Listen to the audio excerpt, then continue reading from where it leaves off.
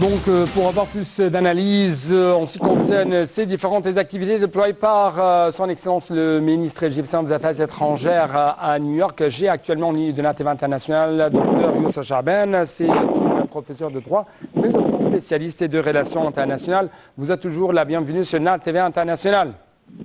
Merci beaucoup, merci. Merci beaucoup. Donc, comment vous avez vu jusqu'à maintenant les activités déployées par le Premier ministre égyptien, M. Sameh Shoukry, notamment en ce qui concerne le dossier de traité sur l'arrêt de la production de matières fissiles et les armes nucléaires, et également dans le dossier de la lutte contre le terrorisme, ainsi que dans d'autres dossiers concernant les relations internationales.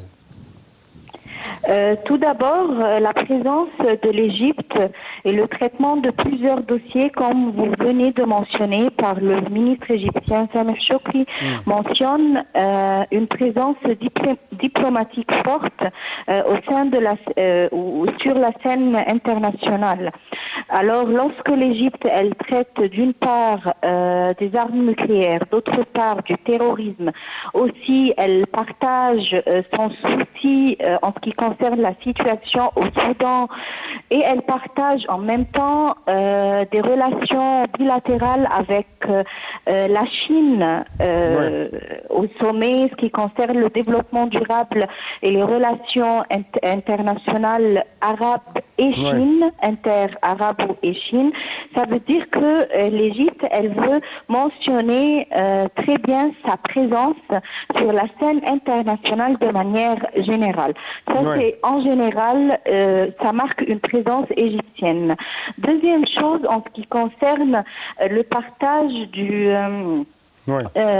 entre l'Égypte et l'Union européenne, en fait, la présidence de l'Égypte et l'Union européenne, ce qui concerne le sommet pour lutte contre le terrorisme, ça veut dire que la scène internationale, elle donne l'Égypte le feu vert pour lutter contre le terrorisme dans tout le Moyen-Orient. C'est l'Égypte qui, de par sa présence géopolitique, elle parle non seulement au nom de l'Égypte, mais elle parle aussi certainement au nom du Moyen-Orient, de l'Afrique, parce qu'elle met en valeur les objectifs et l'identité qu'on partage tous ensemble.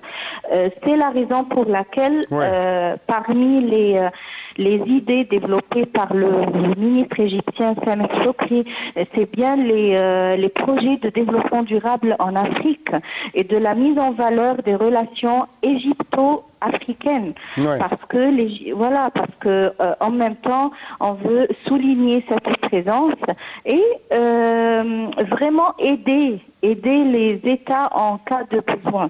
Voilà. Vous avez quand même touché quelques éléments très importants. Par exemple, il y a toujours une injustice imposée et touchée, ou plutôt touchant l'Afrique dans le système économique et politique mondial. C'est pourquoi on parle toujours d'une sorte de réforme au sein du Conseil de sécurité spécialement. Dans ce cadre des guerres, dans ce cadre des conflits entre les différentes parties, est-ce que nous pouvons arriver à réaliser ce but ou c'est tout à fait loin d'atteindre ça? Il y a des organisations internationales, y compris, par exemple, l'Organisation mondiale de commerce. Parmi ses objectifs importants, c'est bien d'aider ou de coopérer dans l'objectif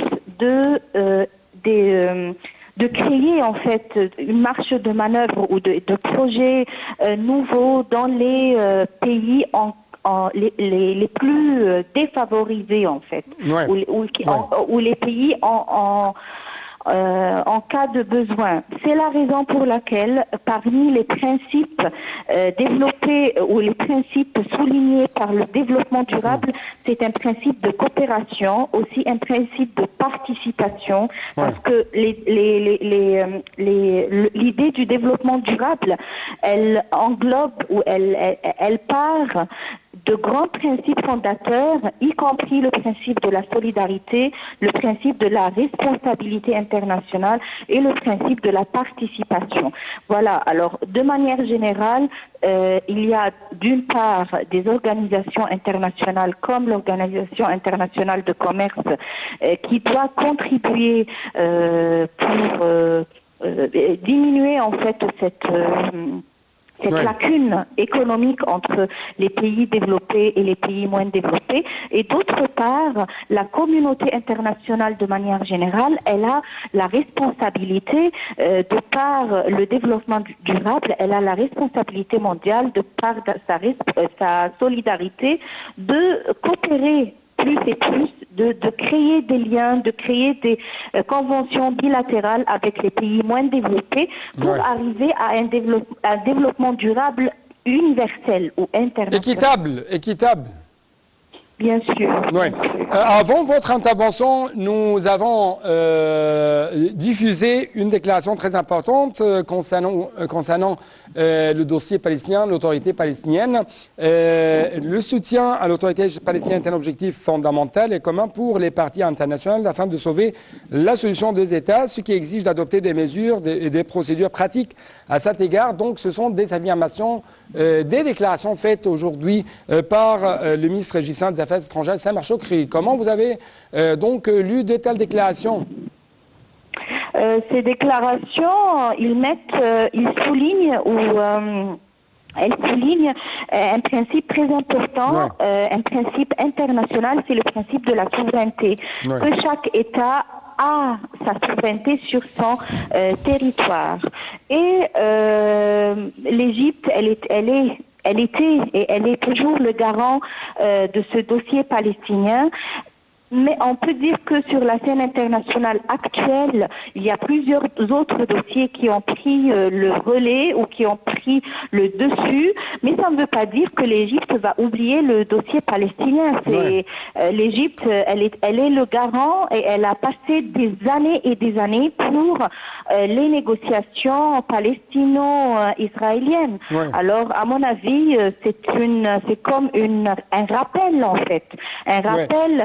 Un rappel quand même pour lutter contre le terrorisme, pour arriver à une sorte de stabilité et une sorte d'apaisement au niveau régional, au niveau de la région du Proche-Orient. Et c'est aussi le principe de légitimité. C'est comme on rappelle, c'est presque le même dossier ou la même idée dans le dossier du barrage de la Renaissance. Lorsque l'Égypte, elle ne cesse dans toutes les manifestations internationales de parler de tel ou tel dossier, c'est-à-dire de parler par exemple du dossier du barrage de la Renaissance et d'autre côté de parler du dossier de la Palestine, ça veut dire que l'Égypte, elle veut bien souligner qu'il y a une certaine légitimité à respecter, qu'il faut revenir aux principes internationaux et bien les appliquer. On passe pas autrement, on peut pas faire autrement en fait. Sur la et quand même, pendant sa rencontre avec le ministre iranien des Affaires étrangères, M. Samar Chokri a quand même souligné un principe essentiel, c'est la non-intervention dans les affaires intérieures des pays. Oui, bien sûr. Ça, c'est un trait égyptien, c'est un trait de la politique égyptienne. Lorsque l'Égypte, elle joue de la politique, elle vient toujours comme un soutien pour les autres pays, sans se mêler des affaires internes de ces pays. Lorsque elle partage le souci sur le dossier du Soudan, ça veut dire que comme une sœur ou comme c'est le principe de la fraternité, elle est soucieuse en fait du dossier. Mais ça ne veut pas dire que l'Égypte, elle va se mêler, pas du tout. C'est pas le type de la politique de l'Égypte. Un des traits importants de la politique égyptienne, c'est qu'elle est garante où elle vient en tant que support ou soutien, mais elle ne se mêle pas en fait des affaires internes des pays. Oui. Merci beaucoup pour de telles déclarations, de tels éclaircissements de votre part concernant ces activités diplomatiques faites par monsieur le ministre égyptien des Affaires étrangères, M. Samar Chokri.